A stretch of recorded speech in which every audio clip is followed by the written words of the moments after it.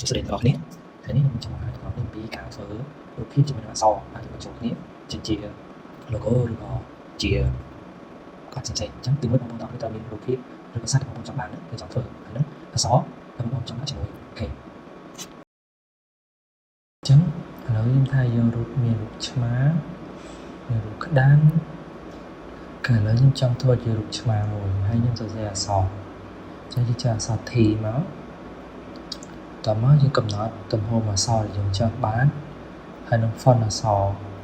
ខេយើងចុចមកតឥឡូវឆ្មាខ្ញុំដាក់អក្សរ CAT បងប្អូនអាចយក font ជា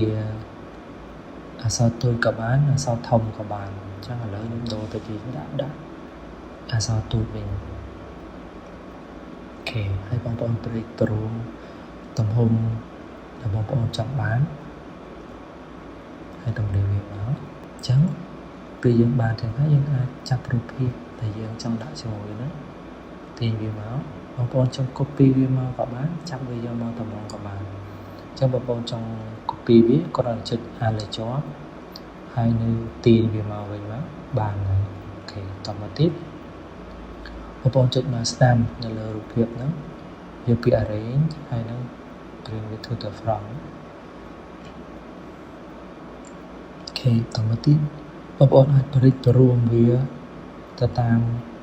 ទំហំឬក៏ទូធំដែលបងប្អូនចង់បានបែបណាក៏បានដែរអូខេអញ្ចឹងខ្ញុំកាយដាក់ប៉ុណ្ណេះទៅខ្ញុំទាញវាធ្វើម៉េចឲ្យយើងគិតថាស្អាតហើយពេញចិត្តបាទអូខេតទៅទៀតបងប្អូនត្រូវចុចលើអក្សររបស់យើងហ្នឹងមកស្ដាំហើយបងប្អូនយកពាក្យ create outline ឬក៏ shortcut របស់វា save control ច្បងជាមួយនឹង O អូខេបានយ៉ាងហើយបងប្អូន select ទាំងពីរហ្នឹងមកទាំងអក្សរទាំងរូបភាពហើយបងប្អូនទៅមើល tool នឹងឆ្វេងដៃហើយវាដាក់ថា shape banner ហ្នឹង banner តមកបងប្អូន select តែបងប្អូនចង់បានកាត់ចោលឬក៏ទុកហ្នឹងដាក់មកអូខេអញ្ចឹងខ្ញុំចង់បំពេញចន្លោះដែលវាមើលទៅឃើញសហ្នឹងខ្ញុំដាក់វាពេញតាមមួយទៀតបងប្អូនចង់បានទំហំតម្រង់សាច់ហ្នឹងបែបណាបងប្អូនចុច Alt ឲ្យជាប់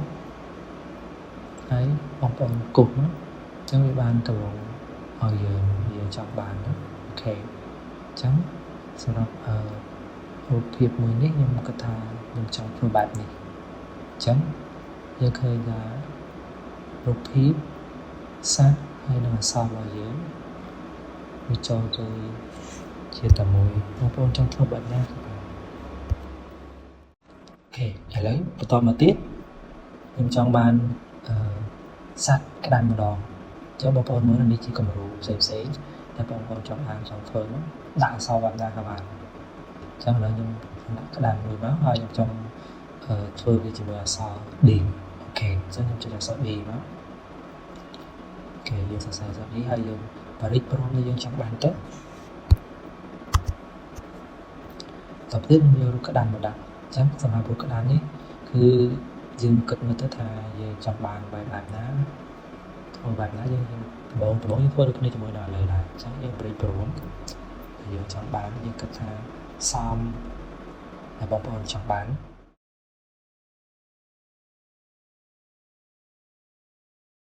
អូខេតមកទៀតយើង convert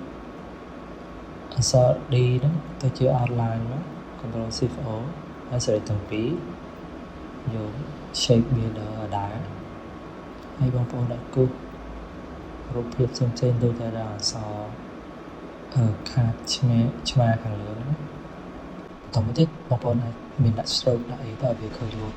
សទំហំយើងកាត់ដែរយ៉ាងណា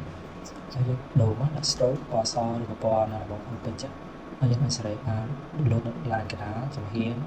ចង់ឬខាងណាតមកយើងដាក់ឡានខាងក្រៅយើងគិតថាវាអត់ស្អាតចឹងយើងដូរមកដាក់ខាងក្នុងវិញម្ដងអញ្ចឹងយើងគិតថារូបភាពរបស់យើងបែបនេះអញ្ចឹងបងប្អូនចង់បានការរៀបចំបែបណាបងប្អូនអាចសេរីឬក៏កូដកាត់វាតាមបែបណាអញ្ចឹងការបកបង្ហាញថ្ងៃនេះ បាទសូមអរគុណ